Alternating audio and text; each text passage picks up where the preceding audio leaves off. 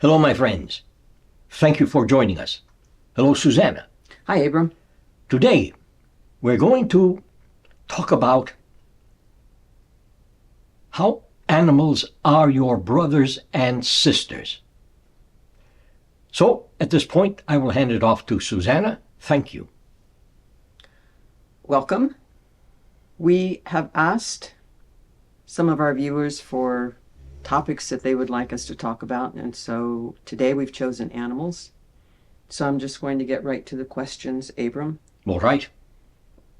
What further details have you about beloved pets that have passed away? First of all, let me give you a short exercise to do as you are watching this video. Close your eyes. Imagine, just imagine, a world without animals. No animals of any kind. Just people. With no animals, nature would give you everything you need to sustain your life and your reality. Would you be able to live without animals?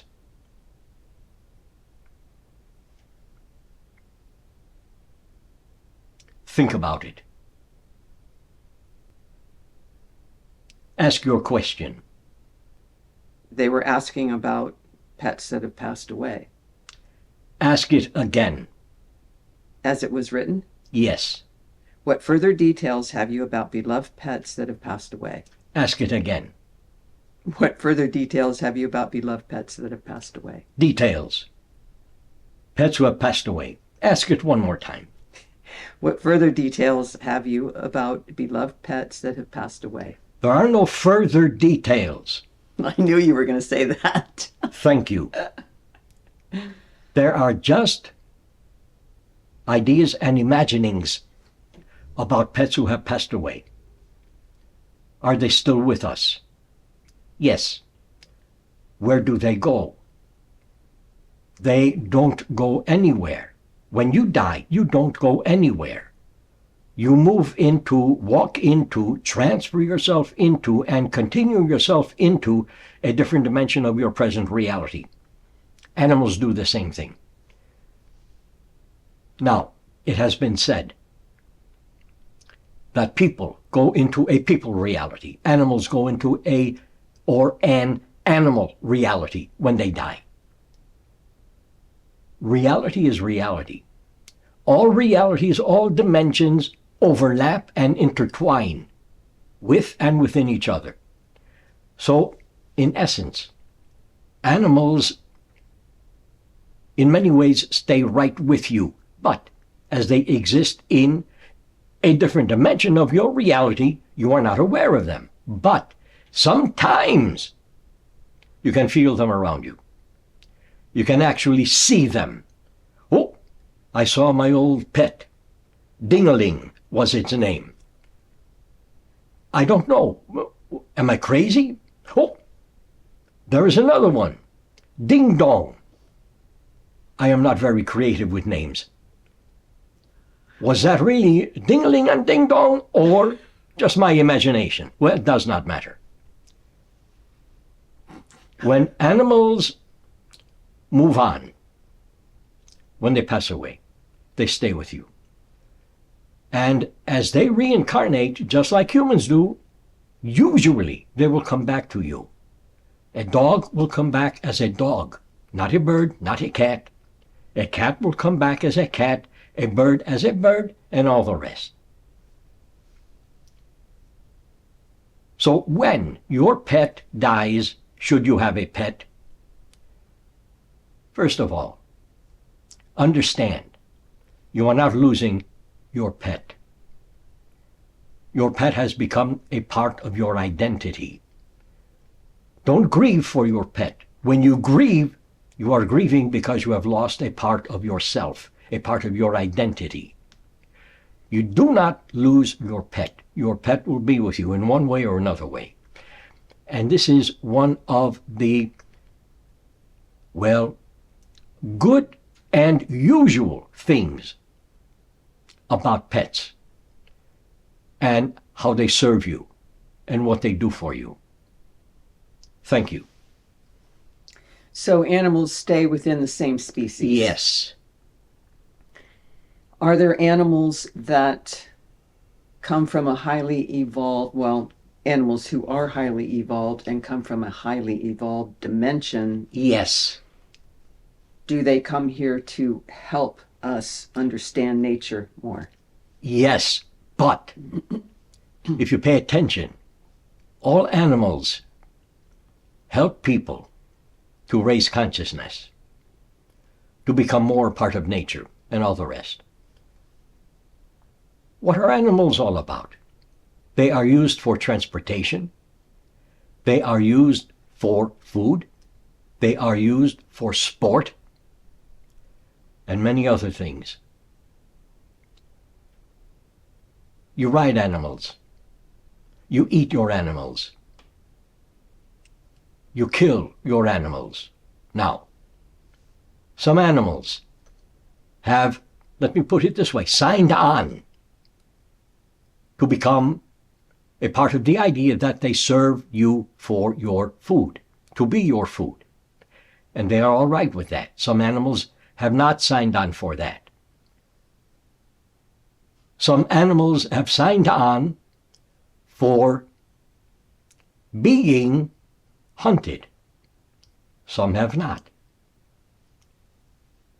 People use animals in many different ways. And I will not go into details about how animals are slaughtered and ground up and all of that to make your food. I will not talk about that at all. But what I will talk about is hunting animals. People hunt animals for food. This is one thing. People hunt animals to have a trophy kill. This is a different thing. If you hunt, how do you hunt? For food or to have a trophy? Think about it. Just think about it. Thank you. How long do you think it will get us to the point where we're not experimenting on animals? How long will it take people to get to a point at which and in which they really understand themselves? We can talk a couple of thousand years. That would be about right. Evolution takes time. Change takes time. Change happens slowly. As people change, their awareness of animals will change also. They will begin to understand more and more that animals are their brothers and sisters, because animals are to serve people in many different ways, many different ways. And going back to the little exercise I gave you in the beginning, if there are no animals and you had to rely on nature to support you, could you do that? Would you want to do that? And how would you treat other people? Because that is all you would have, other people. Think about it, my friends. Thank you. Understanding our connection to animals and nature and how to support this relationship. There is a relationship between people and animals. Animals are to serve people in many ways, as I have said. They come to people. They choose their people. And I'm talking about domesticated pets. They choose their parents, their families, the people they will be with. They choose them. When people go looking for, let us go look for a dog today. I feel in the mood to look for a dog. You get that feeling because there is a dog communicating with you, waiting for you to come and get him or her, rescue him or her, and for their lifetime, they give you unconditional love. Do you even understand what that means, unconditional love? Because people love, and they love with a lot of passion, But is it unconditional? Well, I love my husband. I love my wife. But he did something to me I don't like. She did something to me I don't. I love that person a bit less now. Do something to your pet. Mistreat your pet. It will still love you unconditionally. But as you mistreat your pet more and more and more and more and more, and people out there are doing that, your pet will finally decide it has had enough and attack you. Pets live, function, and operate instinctively. They don't judge. They react. But they react usually with unconditional love. At times they will react with anger or fear because they have emotions. Some people think that dogs and cats are little things that run around, have no soul, and have no meaning and have no place in life. They have a soul just like people. They are just like people in a different form. Look at your pet. Watch your pet. Learn from your pet how to not judge, how to live in the moment only, how to not react negatively, but how to let things be and understand and know that you can change things by how you take action and not react. Thank you.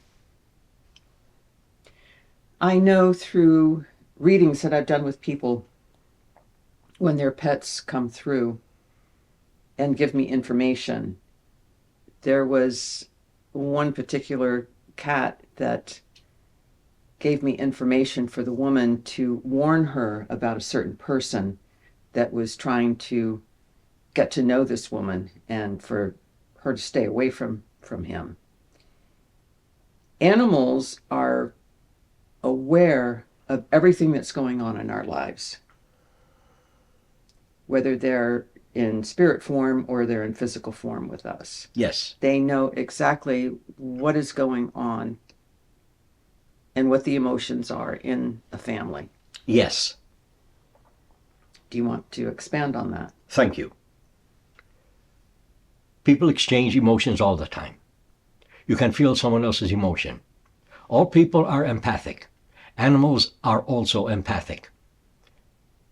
If you talk to your dog or your cat or your pet, bird, whatever your pet might be, they usually do not understand most of the words, but they understand the tone of your voice because there is emotion in the tone of your voice. They respond to that. They meet people and they know instinctively and emotionally who is all right and who is not all right. That cat had warned that woman of that individual because of an emotional connection to that person. And that cat knew instinctively that something was awry, something was not right. All animals do that. They protect their owners.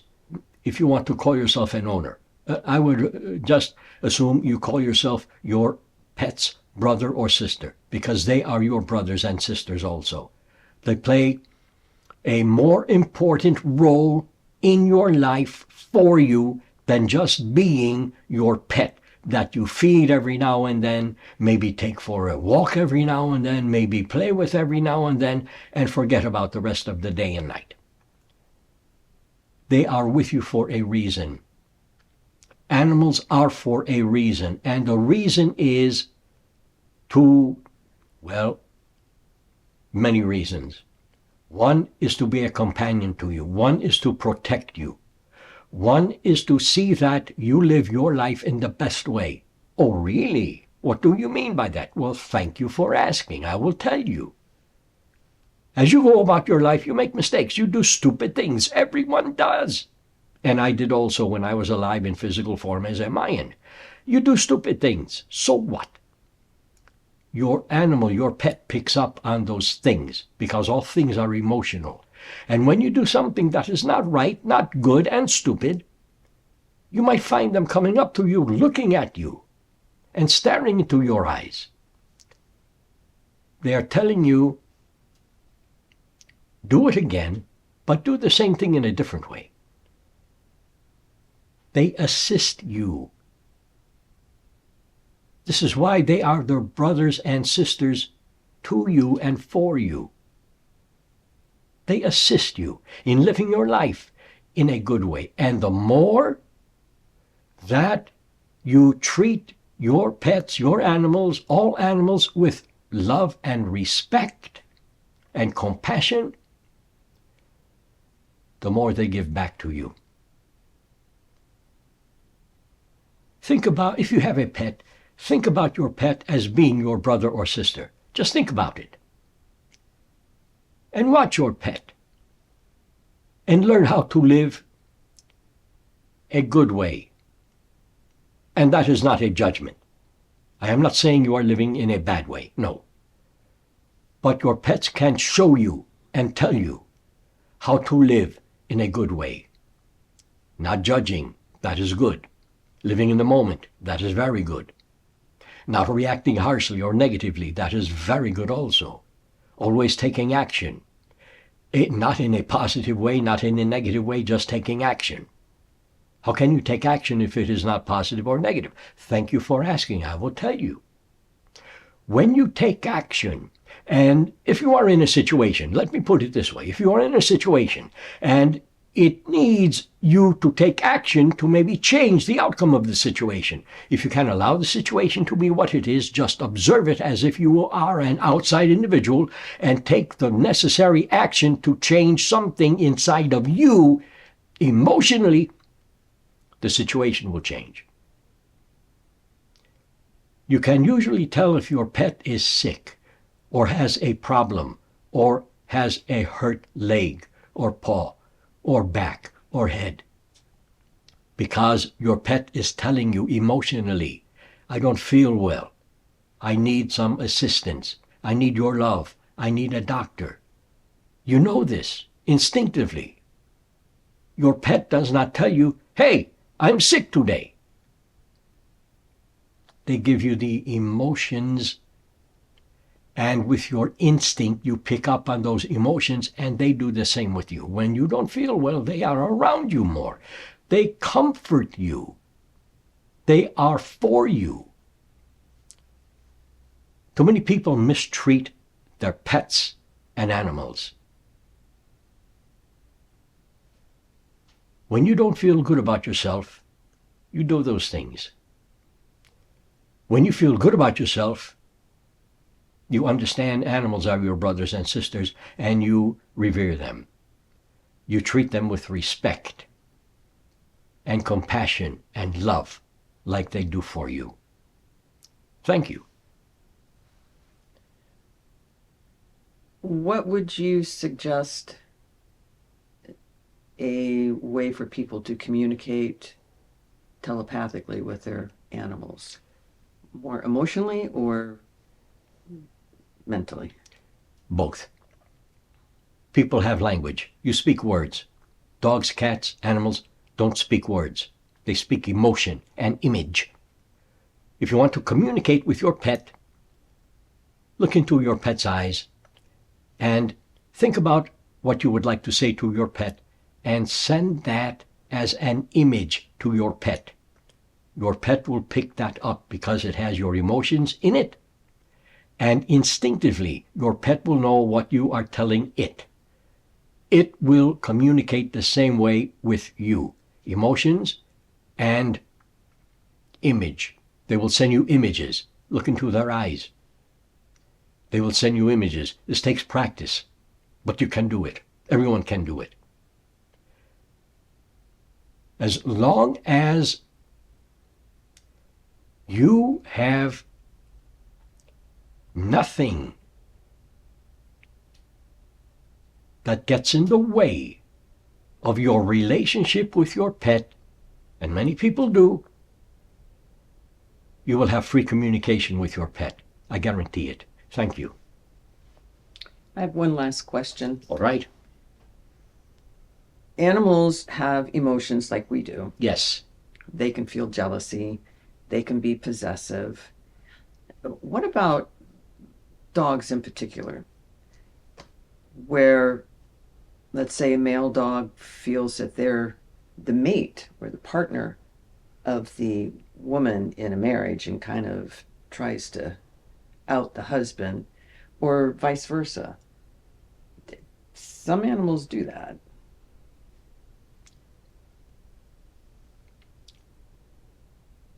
Animals can possess their owner, if you want to call yourself or someone else an owner, but you don't own animals.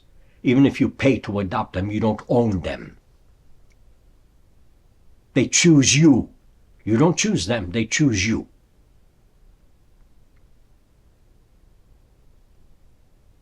When your animal, your pet, your dog, your cat, usually dogs, seem possessive of you, they are protecting you. Of course they have emotions, just like human beings have emotions, but their own kind of emotions. Their emotions are raw, instinctive.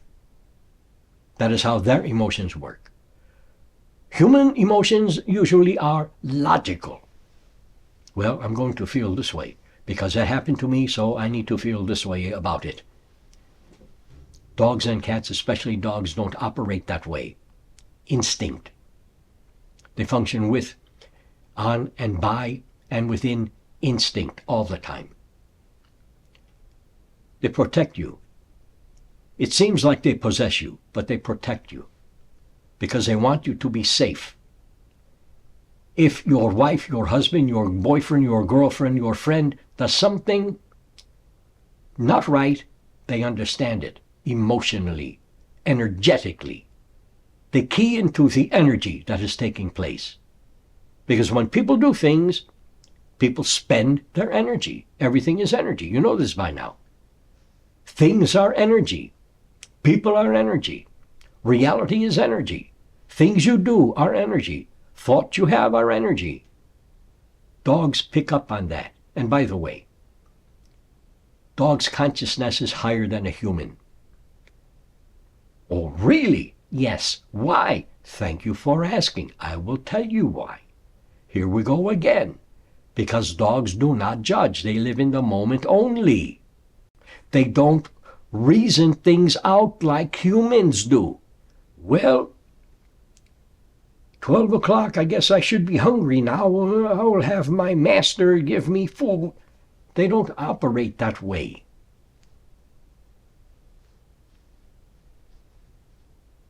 They let all things be. And they see all things as being the way they are. They don't control, although many times it seems like a dog will do that in a family situation. But they are just asking for help. They are not controlling. And when they seem possessive, they are protecting. It seems possessive because human beings possess each other. Even if you think you are not possessive, you are, to a degree. Everyone is. You cannot get away from that. That is part of being a physical human being. Nothing wrong with that. Watch your dog. Learn from your dog. Become a bit more like your dog. You might find a bit more joy in life. Think about it. Thank you. That's all I have. Then I have one more thing. Okay. If you have a pet, a dog, a cat, a bird, does not matter, elephant, pterodactyl, I don't care. If you have a pet, walk up to your pet. Look into your pet's eyes. And just say, "You are my brother. You are my sister. I have so much love for you. Sometimes I cannot contain it. So just let me give it all to you right now." And gently touch your animal. See what happens, my friend.